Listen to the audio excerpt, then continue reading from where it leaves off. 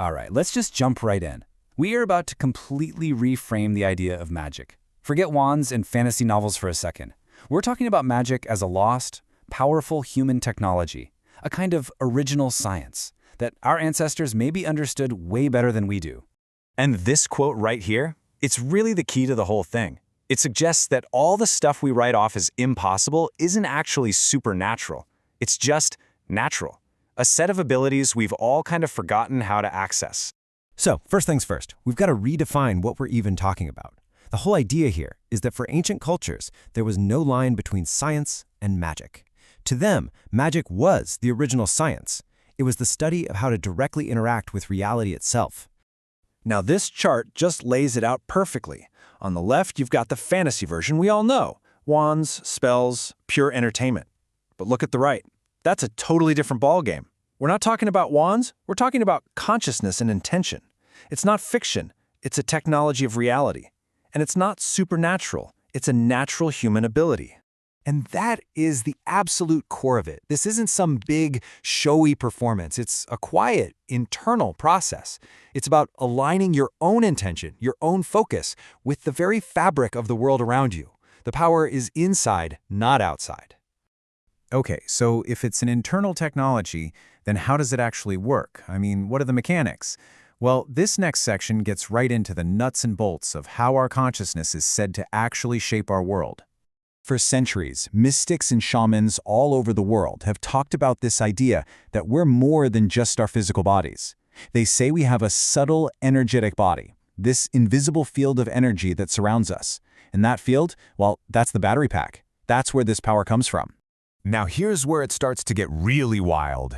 In this model, your thoughts aren't just these passive little things happening inside your head. Nope, they're active signals. They are literal vibrational commands that you are broadcasting out into the universe, into the quantum field, every single second.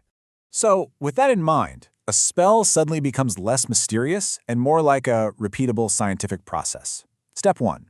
You create a super clear, focused intention. Step 2. You charge that thought up with a powerful emotion. Step 3. You consciously project that whole package, that thought feeling, outward. And step 4. That command goes out and actually influences the field of probability, making your goal more likely to happen. And get this wasn't some fringe idea according to the source. The claim is that throughout history, the people in charge, the real elite, they knew about this.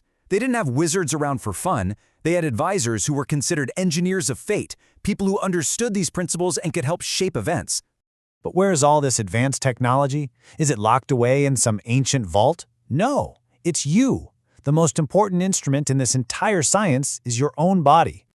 I want you to think of your body in a new way, just for a second. Imagine your entire body is a finely tuned biological antenna. It's built to both send and receive signals from the energetic field all around you. In this system, your brain acts as the receiver. It's the part that tunes in and decodes all the information and the insights coming in from that quantum field. And your heart? Oh, your heart is the powerhouse. It's the transmitter. The electromagnetic field generated by your heart is thousands of times stronger than the brain's. It's what broadcasts your intentions out into the universe with real force. So what happens when you get all three, your body, your brain, and your heart, all aligned and working together? Well, the effects start showing up in the real world. You start noticing more of those weird, meaningful coincidences, synchronicities. It feels like your luck is changing. Doors just seem to open for you, and opportunities pop up out of nowhere. It's not random, it's a tuned system.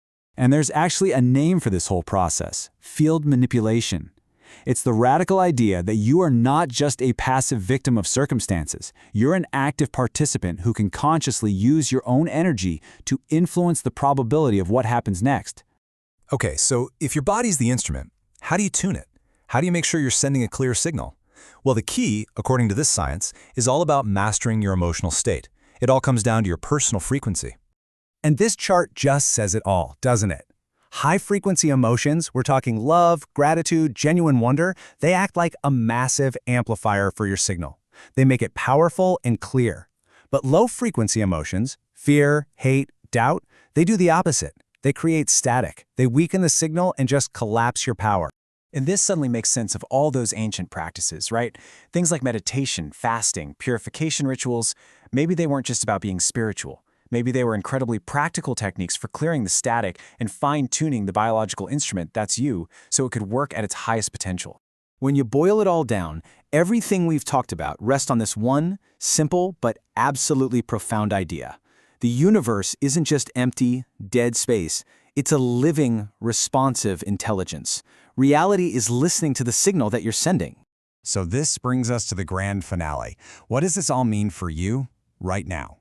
This is all about taking these ideas off the screen and understanding the incredible potential that might be sleeping inside every single one of us. Here's the bottom line, the ultimate takeaway. Mastery starts inside.